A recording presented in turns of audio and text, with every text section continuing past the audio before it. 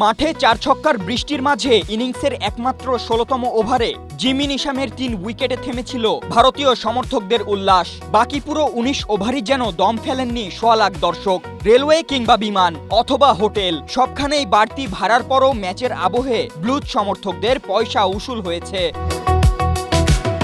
টি-20 বিশ্বকাপের ফাইনালে কিউই বোলারদের পাত্তাই দেয়নি সঞ্জু, অভিষেক, ঈশানরা। যদিও সঞ্জুর টানা ৩ সেঞ্চুরি মিসের আক্ষেপ পুড়িয়েছে কোটি ভারতীয় হৃদয়। ২০২৩ ওডিআই বিশ্বকাপে যে স্টেডিয়ামে সোয়া লাখ দর্শকের সামনে মাথা নত হয়েছিল, এবার সেই স্টেডিয়ামেই আক্ষেপটা ঘুচালো ভারত ব্যাটের মধ্য দিয়ে। যদিও অল্পের জন্য ছোঁয়া হয়নি টি-20 বিশ্বকাপের সর্বোচ্চ ২৬০ রানের রেকর্ডটা। তবে বিশ্বকাপের মঞ্চে ৩ ম্যাচে ২৫০ প্লাস স্কোরটা তো করেছে সঞ্জু, অভিষেকরা।